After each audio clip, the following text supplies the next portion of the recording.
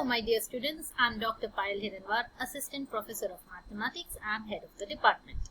तो हम पढ़ रहे हैं कौन सा टॉपिक? Infinite series.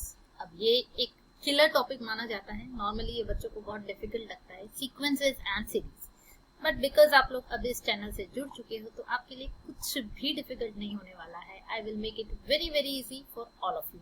बस रेगुलरली आप वीडियोस को देखते रहिए, रेगुलर स्टडी करते रहिए, आपके लिए कुछ भी डिफिकल्ट नहीं होने वाला है। So let us continue. I will not से लेट अस स्टार्ट बिकॉज हम कंटिन्यू कर रहे हैं। हमने ऑलरेडी इस चैप्टर पर, दैट इज इनफाइनाइट सीरीज पर 3 लेक्चर्स किए हुए हैं। जो लोग डायरेक्टली इस वीडियो पे आए हैं, I would suggest them, the I tip पर आपको मिल जाएगा, प्लेलिस्ट की लिंक मिलेगी आपको। आप फर्स्ट वीडियो से कंटिन्यू करते हुए इस वीडियो पर आप लैंड करोगे। So let us start. आपको पता है कंपैरिजन टेस्ट क्या होता है, अच्छे से डिटेल में मैंने एक्सप्लेन किया है। तो ये एग्जांपल्स में क्यों ले रही हूँ, ज्यादा एग्जांपल्स इस टॉपिक पर, बिकॉज गारंटी है इस टॉपिक पर, दैट इज कंपैरिजन टेस्ट पर, आपको कम से कम एक क्वेश्चन एग्जाम में मिलेगा। कम से कम इसलिए बोल रही हूँ क्योंकि चांसेस है कि आपको 2 क्वेश्चन मिल जाए। दैट मीन्स ऐसा हो सकता है आपको 12 मार्क्स पूरे मिल जाए because of this comparison test. ठीक है, सो इसको आप चाहे कुछ भी हो जाए, ये टॉपिक आप स्किप नहीं करोगे, याद रखना। Let us start comparison test. अब कंपैरिजन टेस्ट में 2 टाइप के एग्जांपल्स आते हैं। एक टाइप ये होता है जिसमें आपको ऑलरेडी nth टर्म दी होगी, जैसे आपको चाहिए हो series xn, right. Series xn में एक nth टर्म होती है जिसको हम बोलते हैं xn, राइट। ये होती है nth term. What is nth term? First 1 2 3 4 5 6 10, ये ऐसी अगर कोई आपके पास में सीरीज है, सीरीज xn, तो इसकी जो 10th पोजीशन पे टर्म है उसको हम बोलते हैं xn, राइट। तो जो nth पोजीशन पे टर्म होगी उसको बोलते हैं xn। तो सबसे मेन चीज, इंपॉर्टेंट चीज ये होती है that you have to find xn, वो टर्म कौन सी है जो nth पोजीशन पे होगी। तो in some of the examples the term is given directly. जैसे हमने प्रीवियस एग्जांपल किया था उसमें कुछ इस तरीके से दिया हुआ था n+1 -n, मतलब जहां आपको n दिख रहा है मतलब आपको nth टर्म डायरेक्टली दी हुई है सीरीज की। बट यहाँ कहीं n दिख रहा है क्या? यहाँ आपको सीरीज दी हुई है, तो आपको ढूंढना है कि nth पोजीशन पे जो टर्म होगी वो कैसी होगी। And why do we need that? Because अगर आपको nth पोजीशन की टर्म का पैटर्न पता है तो आप n की वैल्यू जो भी डालोगे, कुछ भी डालकर आप कोई भी पोजीशन की टर्म निकाल सकते हो, राइट।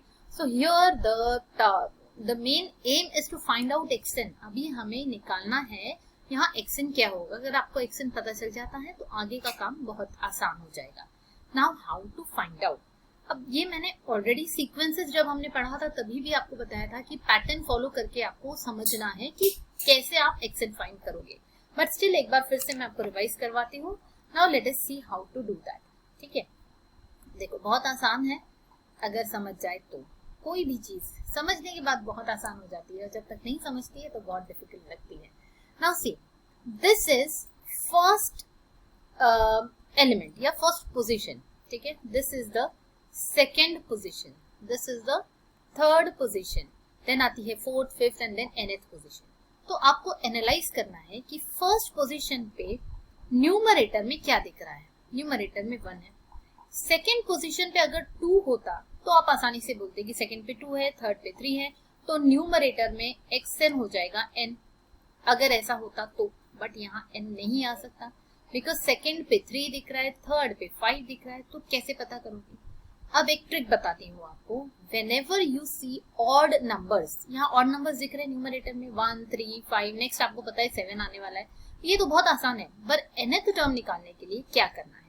तो जब भी odd टर्म दिखते हैं तो it will always be something of the type। कैसा होगा देखो आप, या तो वो 2n+1 होगा, या तो वो 2n-1 होगा, या फिर 2n+3 होगा, या 2n-3, 5 7 ऐसे भी हो सकता है, 2n+5 2n+7। बट इस फॉर्म का होगा whenever you have odd terms, always remember this। तो आपको इनमें से ढूंढना है कि हमारी टर्म कौन सी होने वाली है, nth टर्म, राइट। चेक करके देखते हैं क्या हमारी टर्म 2n+1 हो सकती है। अगर हमने मान लो, यस, ये सारी चीजें आपको रफ में करनी है, ठीक है, इन द मार्जिन, ये आपको यहाँ नहीं करनी होगी। सो 2n+1 लेके देखते हैं। n की जगह अगर मैंने 1 पुट किया तो क्या मुझे यहाँ पर 1 मिल रहा है? सो n इंटू n की जगह 1 अगर मैंने पुट किया तो 2 + 1 = 3, मतलब n की जगह 1 मतलब फर्स्ट पोजीशन, तो फर्स्ट पोजीशन पे मुझे 3 मिल रहा है बट मुझे मिलना चाहिए था 1, दैट मीन्स ये नहीं हो सकता, 2n प्लस 1 नहीं हो सकता। Let us try for 2n minus 1। अब यहाँ मैंने n अगर इक्वल टू 1 पुट किया तो मुझे मिलता है 2 into 1 that is 2 minus 1 that is 1, तो आ रहा है 1, यानी हो सकता है कि 2n प्लस 1 2n माइनस 1 हो। वाई आई एम सेइंग कि हो सकता है, अब आपको नेक्स्ट टर्म्स के लिए भी चेक करना है। कई बार ऐसा होता है कि फर्स्ट टर्म के लिए सही मिलता है बट यही फॉर्मूला अगर आप सेकेंड टर्म के लिए डालोगे तो आपको सही नहीं मिलेगा। तो let us check for n equal to 2। n equal to 2 क्यों पुट करें, क्योंकि हमको सेकेंड पोजीशन पे चेक करना है कि ये फॉर्मूले से क्या 3 आ रहा है। So for n equal to 2 you will get 2 into 2 minus 1 that is 4 minus 1 मतलब 3। Yes, so you are getting it correct for the second term also, मतलब अब आपका फॉर्मूला सही है। दैट मीन्स xn में आपको न्यूमरेटर तो मिल गया 2n माइनस 1। आगे अब हमें फाइंड करना है कि how to write the denominator. Now for the denominator देखो पैटर्न क्या फॉलो हो रहा है। फर्स्ट पोजीशन पे 1 है, उसके बाद 2 है, उसके बाद 3 है, मतलब फर्स्ट पोजीशन पे इतना तो पक्का है first term is n, right. दूसरी टर्म कैसे मिल रही है, 1 के बाद 2 कैसे आया, जो फर्स्ट टर्म है उसमें 1 ऐड किया हुआ है, देन नेक्स्ट टर्म के लिए उसमें और एक 1 ऐड किया हुआ है। तो can I write this as n into n plus 1। Next term कैसे मिली, प्लस 1 करके। उसके बाद की नेक्स्ट टर्म मतलब 3 कैसे मिला, फिर से जो पहले ये वाली टर्म थी उसमें 1 ऐड करके, मतलब n प्लस 2, राइट। तो ये है, एक अंदाजा लगा रही हूं मैं कि हो सकता है कि ये मेरा xn हो। Let us check it for 2। Second position के लिए हम चेक करते हैं इससे हमारा आंसर आ रहा है क्या।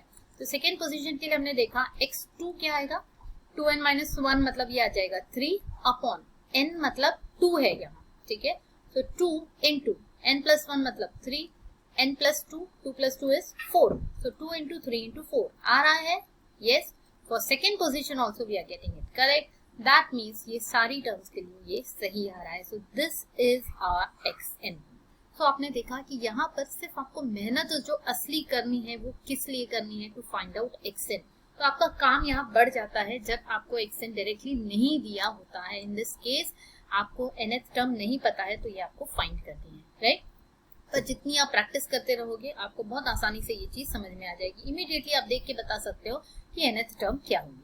तो आगे बढ़ते हैं। Now because we know xn, we know that the series xn is equal to, जो सीरीज दी हुई है वो आपको लिखना है, that is 1 upon 1 into 2 into 3 ऐसा, और उसके आगे आप लिखोगे वेयर nth टर्म।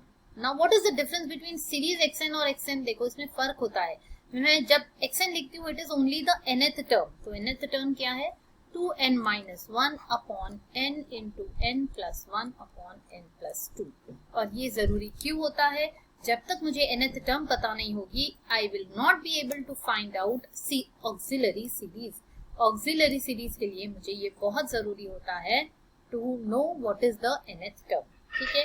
तो ऑक्सिलरी सीरीज yn कैसे लिखेंगे हम, सीरीज yn विल बी, क्या बताया था, क्या ट्रिक बताई थी आपको, जो भी न्यूमरेटर में nth टर्म है हाईएस्ट पावर वाली उसको लिखना है इग्नोरिंग द कांस्टेंट्स। तो nth के हाईएस्ट पावर वाली टर्म कौन सी है, n की 2n है, लेकिन इसमें हमको कांस्टेंट को इग्नोर करना है, 2 नहीं लिखना है, हम सिर्फ लिखेंगे n। वैसे ही डिनोमिनेटर में जो भी n की पावर हाईएस्ट पावर है ना, आपको पता है आप ये जब मल्टीप्लाई करोगे तो हाईएस्ट पावर n क्यूब आने वाला है, राइट। बाकी की टर्म से हमें कोई मतलब नहीं है, whatever it will come we don't need to multiply it, बस डायरेक्टली लिखना है आपको।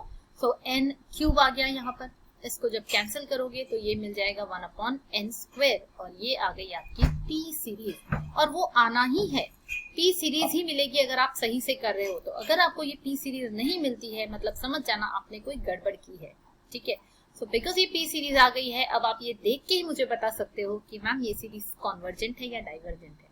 कैसे बताओगे, यहाँ p की वैल्यू क्या है, p इज इक्वल टू 2। जो लोगों को समझ में नहीं आ रहा है ये p सीरीज क्या है, ये डायरेक्टली कैसे बताना है, वो स्टार्टिंग से आप प्लेलिस्ट देखोगे तो आपको सब समझ में आएगा। सो पहले की वीडियोस में मैंने डिटेल में एक्सप्लेन किया हुआ है। p इक्वल टू 2 मतलब ग्रेटर देन 1, और ग्रेटर देन 1 जब होता है तो सीरीज होती है कॉन्वर्जेंट, मतलब हमारी जो ऑक्सिलरी सीरीज है वो कॉन्वर्जेंट है। Series yn is convergent, but हमें फाइंड क्या करना है, हमें ये नहीं फाइंड करना है कि ऑक्सिलरी सीरीज का नेचर क्या है, हमें तो गिवन सीरीज का नेचर फाइंड करना है। उसके लिए हमें क्या करना होता है, सबसे पहले हम लगाएंगे कंपैरिजन टेस्ट।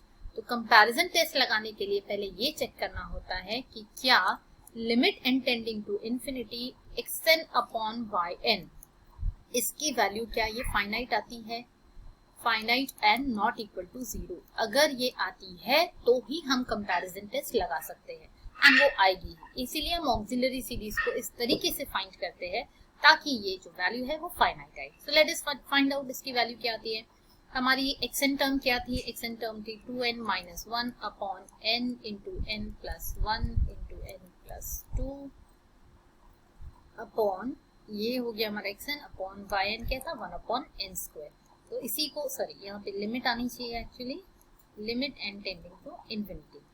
सो आगे सॉल्व करते हैं। Limit n tending to infinity, ये n स्क्वायर न्यूमरेटर में जाएगा, n square into 2n minus 1 upon n into n plus 1 n plus 2।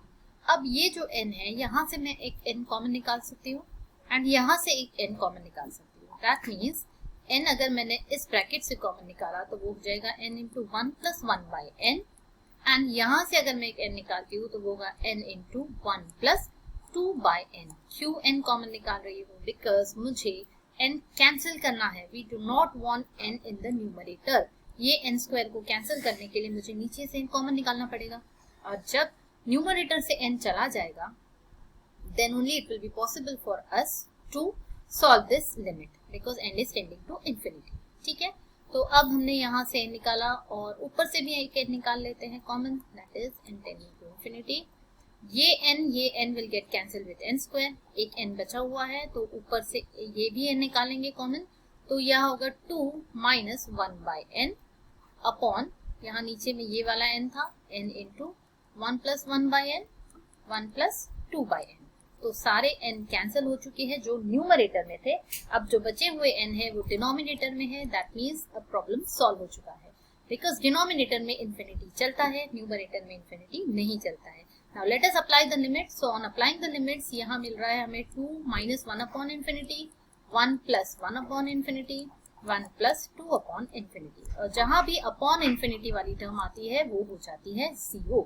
So that means here you will get 2 बचेगा ऊपर, नीचे बचेगा 1 प्लस 0, 1 प्लस 0, दैट मीन्स नीचे आ गया 1, right, 1 plus 0, 1 into 1 आ जाएगा, तो that is 1, and that is, this is finite value. ये आ गई finite and this is not equal to 0। यही चाहिए होता है कंपैरिजन टेस्ट के लिए।